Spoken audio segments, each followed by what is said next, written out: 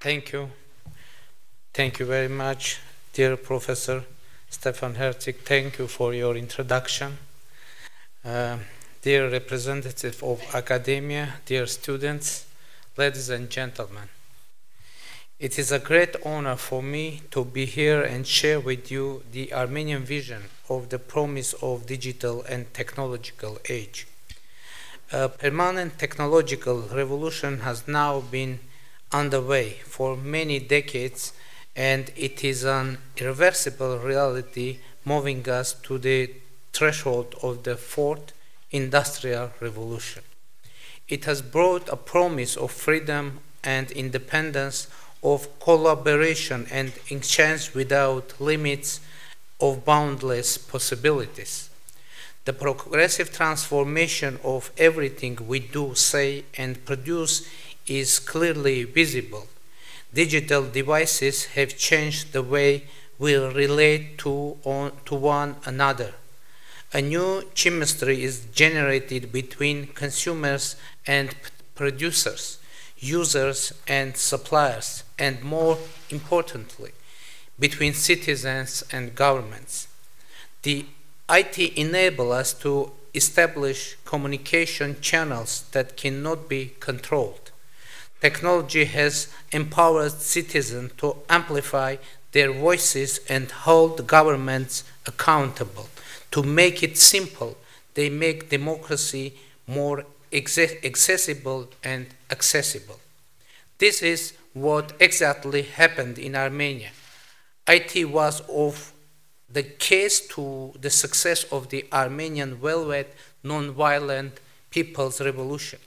Using social media, the Armenian people mobilized to deny the former elite who did not enjoy the people's trust and confidence. They rejected decades-long era of deception and fraud. With the Velvet Revolution, Armenians put an end to the era of bad governance to ensure transparency. They put an end to the era of unrestricted power to make government accountable. The Armenian people put an end to the abuse of fundamental rights and freedoms to ensure better quality of life. Transparency, accountability, and better protection of human rights, just to name a few of positive transformations that digital and technological age promises. The Armenian people has successfully made the most of it and committed themselves to establish a true democracy. By holding snap parliamentary elections, this phase of the Velvet Revolution has been completed. Now we have a task not less important.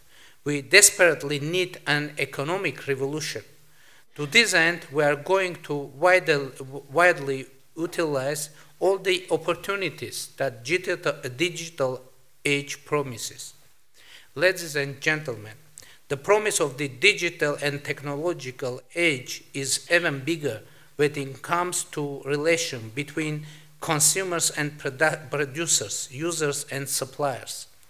Consumers able to afford and access the digital world have gained a lot from ordering a taxi, booking a flight, buying a product, making a payment to listening to music, watching a film, or playing a game. Any of this can already be done online. Technological innovation has also led to benefits for suppliers.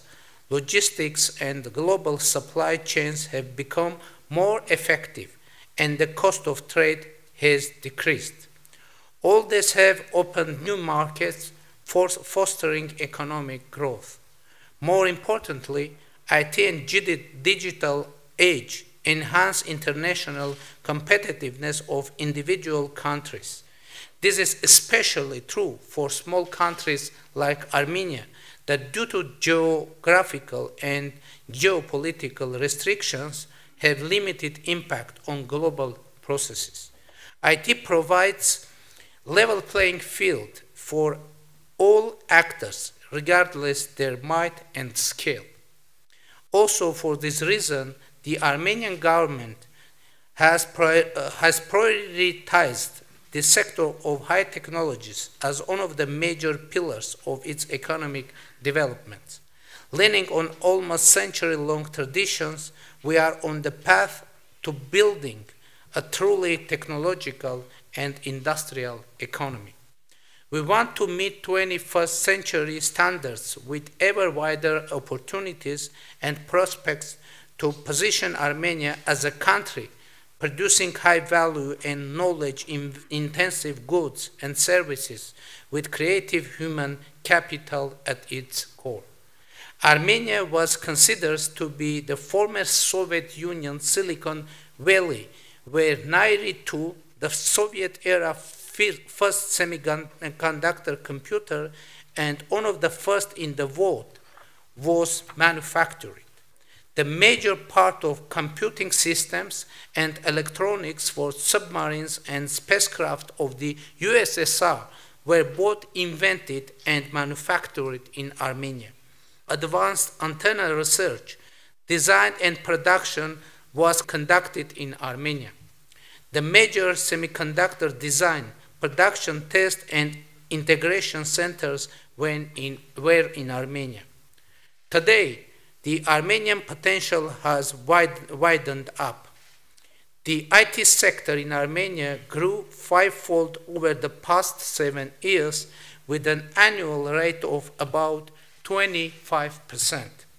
Multinational companies like Synopsys, National Instruments, Cisco, VMWR, TeamViewer, Mentor Graphics, owned by Siemens, and others have big research and development offices in Armenia with thousands of employees solving the most complex problems in 5G, advanced drive assistance system, machine-to-machine communications, Internet of Things, artificial intelligence, robotics, and other applications. Armenia's current potential enables us to implement programs both with our compatriots from the diaspora and international organizations, and why not with the IT giants. We are launching exciting startup projects to create ecosystem incubators, including sustainable development laboratories. Artificial intelligence, cybersecurity, blockchain, and semiconductor technologies are among our priorities. The education is also very much focused on technologies. In Armenia, we established the TUMO Center for Creative Technologies. Its educational program is acknowledged worldwide as an Armenian brand. It has already been introduced in a number of developed countries, such as France, Germany, and Russia. At the same time, we give school children the opportunity to study robotics in armored laboratories. Armenia has a National Academy of Sciences with many research institutions in physics, math, astronomy, biology, chemistry, and other subjects. And of course, I cannot but mention the National Polytechnic University of Armenia. Your university just signed a memorandum on academic cooperation with. With the potential that these two universities have, I have no doubt that in the near future we will hear about their joint successful initiatives. I attach high importance to the collaboration of Armenian universities and their faculty with their international counterparts. The networks created by international collaboration in science and technology open up new horizons. And last but not least, Armenia's main asset is its bright-minded and talented people with cutting-edge education. Due to this, Armenian startups are evolving speedily, some of them coming in leading place on the roadmap of technology. It is a proven fact when Armenians are provided with opportunities, they are always successful.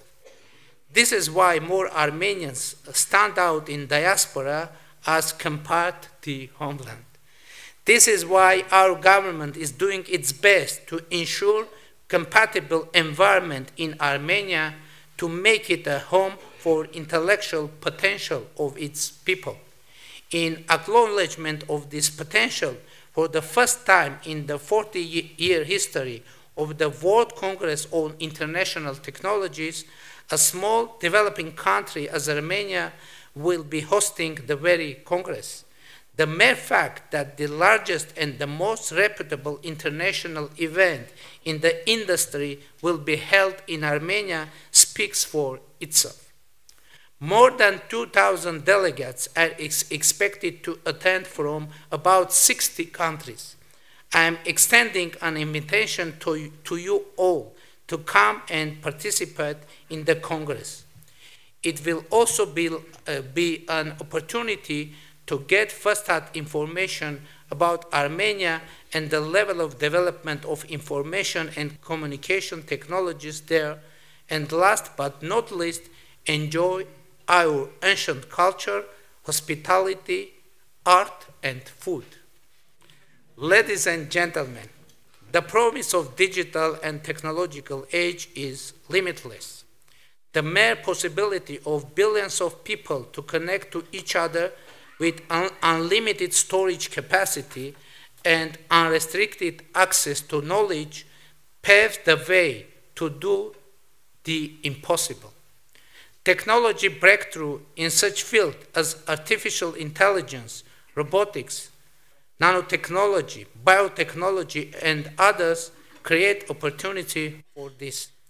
Armenia seizes these opportunities to reface its economy in a try to translate its political revolution into an economic one. Thank you very much.